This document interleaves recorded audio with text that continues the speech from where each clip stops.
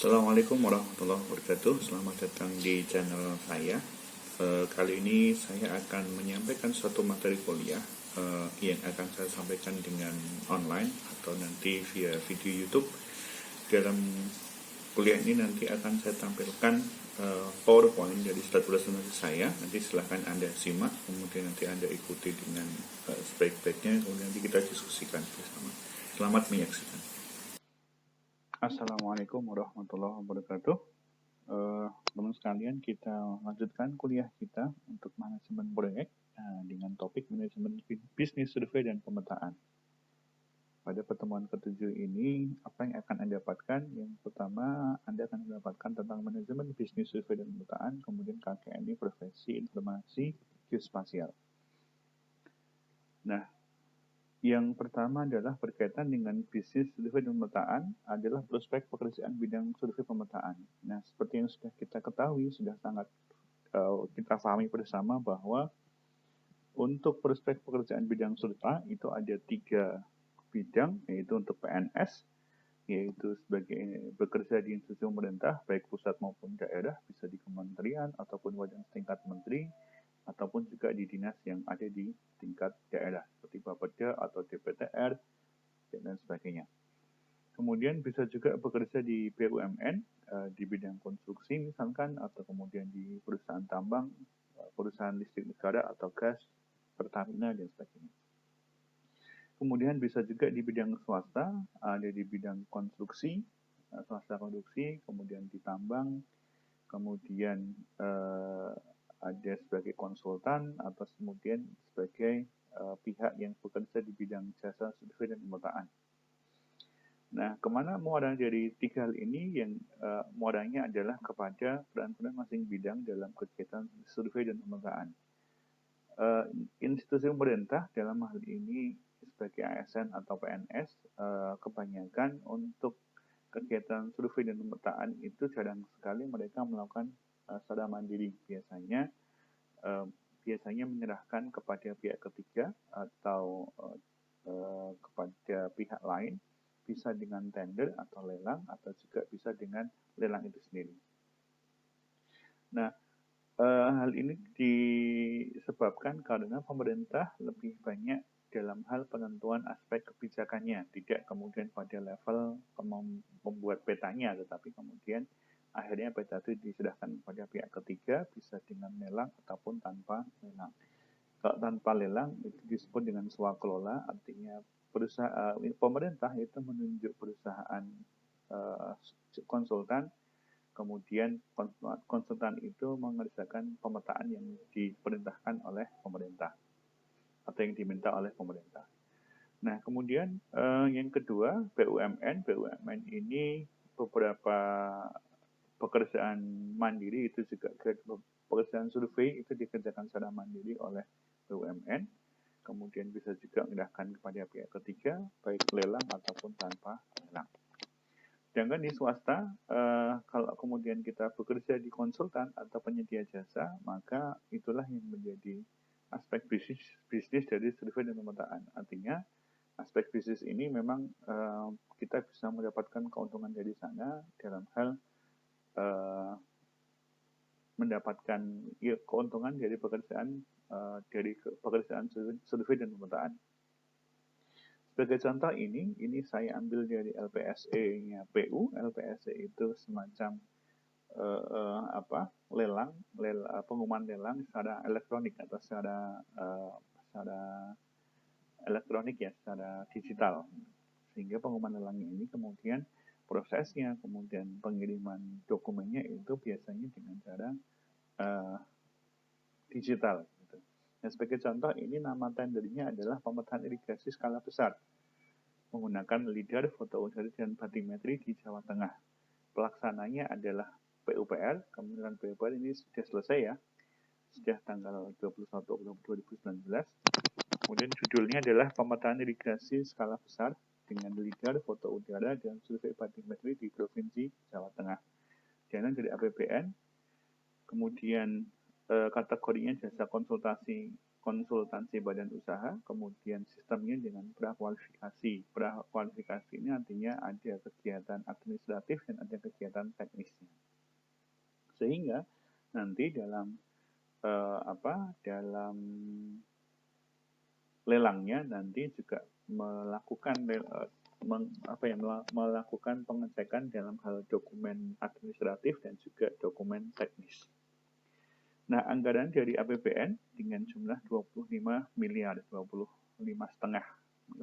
Di sini ada nilai pagu.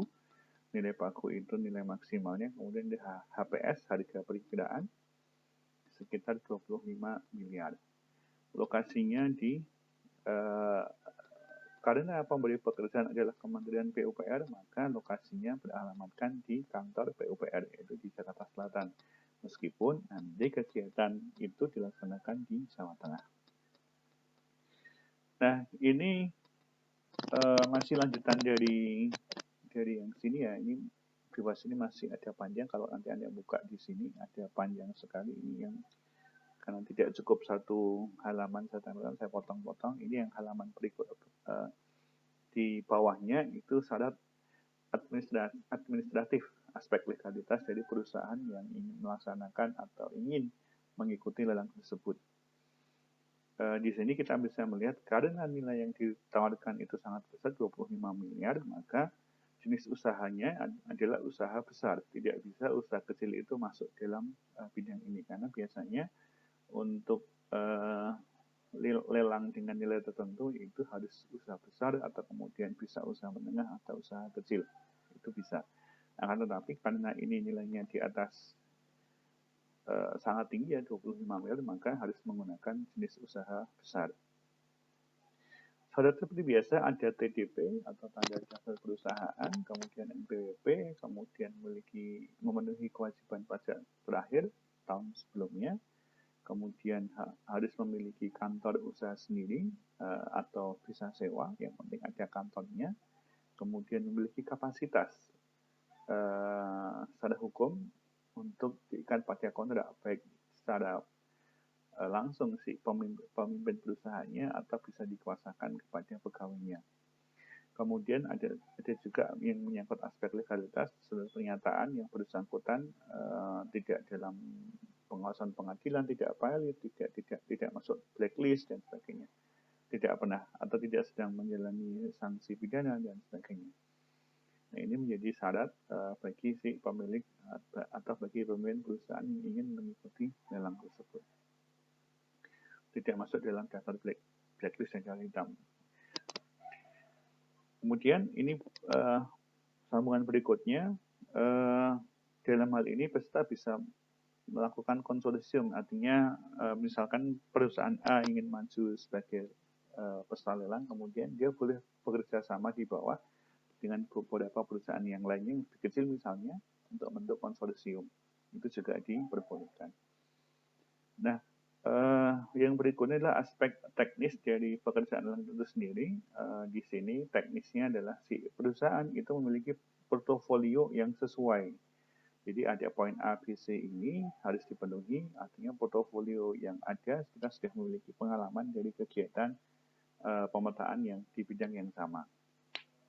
Di situ ada keterangannya. Kemudian pada aspek SDM itu yang disyaratkan adalah manajer proyek, survei dan pemetaan dasar dengan KKN jenjang 7 ahli muda.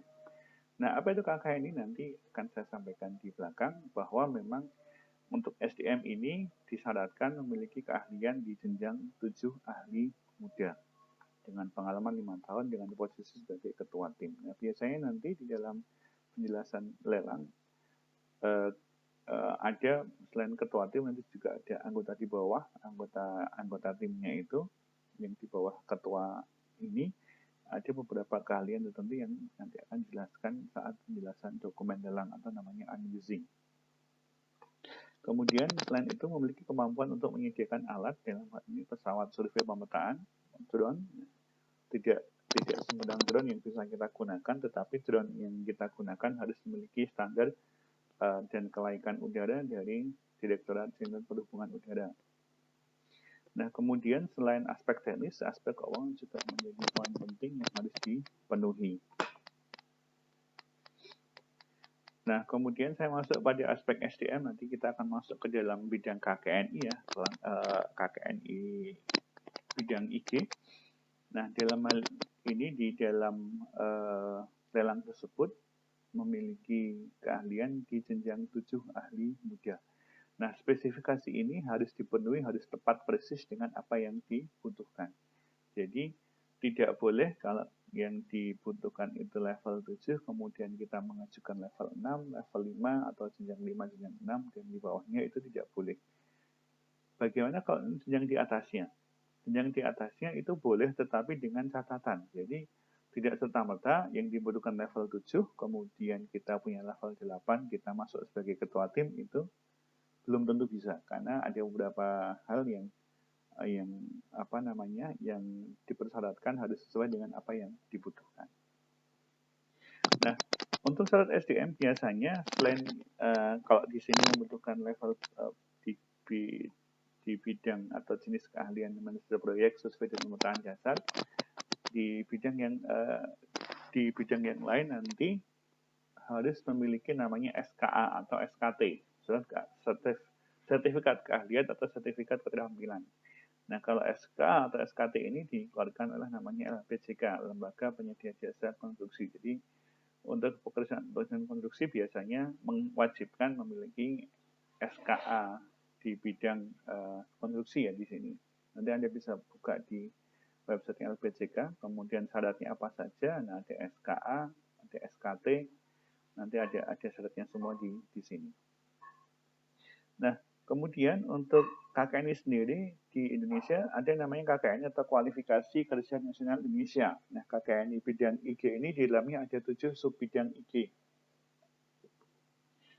Subbidang IG ini, KKNI ini sebenarnya turunan dari SKKNI atau Standar Kompetensi Kerja Nasional Indonesia yang diturunkan dalam KKNI kemudian dibagi di dalam 7 subbidang tertentu. Ada statistics, fotogrametri, videografi, fisik, PC, kartografi, dan survei kewilayahan.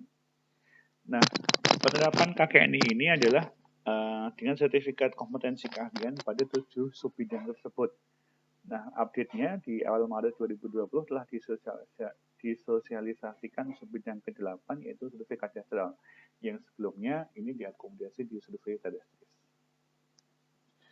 Untuk sertifikat keahlian KKNI bidang IG dikeluarkan oleh lembaga sertifikasi profesi atau LSP. Nah, nantinya saya harapkan kalau misalkan Anda ingin mengambil sertifikat keahlian, tolong perhatikan harus memiliki atau terdaftar di BNSP dan di KAN, karena ini penting, karena bisa jadi LSP yang diikuti itu tidak memiliki ikatan dengan BNSP dan KAN, maka bisa jadi sertifikat kita tidak akan bisa digunakan untuk kegiatan pemetaan atau kegiatan proyek yang lain. Nah, yang saya amati ada 4 LSP yang bisa kita daftarkan. Ada LSP Survei Pemetaan Isi, ada LSP Geomatika, LSP Geoprof, LSP Geospasial, dan mungkin masih ada banyak lagi LSP yang lainnya. Nah, sebagai contoh saya mengambil skema sertifikasi dari LSP Survei Pemetaan. Nah, di sini ada skemanya, ada asisten operator operator, teknisi utama, ahli muda, dan ahli media. Nah, kemudian kita di sebelah kiri. Nah, skema sertifikasi ini yang saya dapatkan dari KKNI bidang IG. Nanti Anda bisa googling juga dengan kata kunci KKNI bidang IG, maka nanti akan mendapatkan dokumen yang cukup tebal, 1000 halaman kalau tidak salah. Isinya tentang syarat-syarat kemampuan kompetensi yang harus dimiliki untuk mendapatkan jenjang 3, 4, 5, 6, 7, atau 8. Nah, di sini ada 7 bidang IG yang standarkan, kemudian 3, 4, 5, dan adalah jenjang yang ada di dalam subbidang ini. Sebagai contoh di LSP isi ini, LSP Surta isi ini, di asisten adalah di level 3, kemudian operator level 4, teknisi itu level 5, teknis utama level 6, ahli muda itu level 7, ahli media level 8. Nah,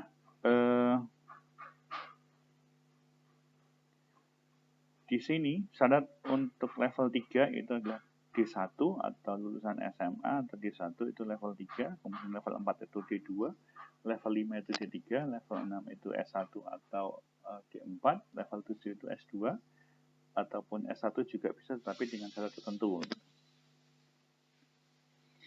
Nah, ini untuk skema pengajuannya di flowchart ini bisa Anda saksikan, tetapi nanti lebih jelasnya Anda silahkan buka di link ini tentang sertifikasi ISI. Nah, tadi saya sampaikan di sini ada jenjang 3, 4, 5, dan seterusnya. Ini saya jelaskan untuk satu persatu. Jenjang 3, ini untuk asisten operator, persyaratannya adalah ada D1 bidang surta, kemudian SMA, SMK bidang surta, saya beri tanda bintang, dan SMA, SMK umum juga saya beri tanda bintang. Nah, tanda bintang ini menunjukkan harus ada syarat pengalaman dari lulusan SMA atau SMK, dan ini sifatnya atau ya, bukan dan, sehingga lulusan SMA pun bisa mendaftarkan untuk masuk menjadi asisten operator, tetapi dengan syarat pengalaman tertentu. Kemudian jenjang 4 itu operator, syaratnya orang yang memiliki sertifikat level 3 atau kemudian dia lulusan D2 bidang surta, atau lulusan D1 dengan pengalaman, atau lulusan SMK, SMA bidang surta dengan pengalaman, atau SMA SMK umum, itu juga bisa. Pun juga dengan jenjang 5 itu sama, tetapi yang jenjang 5 itu untuk level D3 itu bisa langsung eligible, seperti Anda sekarang itu saya eligible untuk mendapatkan sertifikat jenjang 5. Nah, jenjang 6 baru Anda bisa dapatkan setelah Anda lulus dari D4. Karena memang untuk jenjang 6 ini dipersyaratkan harus S1 atau D4. Apakah D3 atau SMA, SMK bisa eligible ke sana? Sampai sekarang saya belum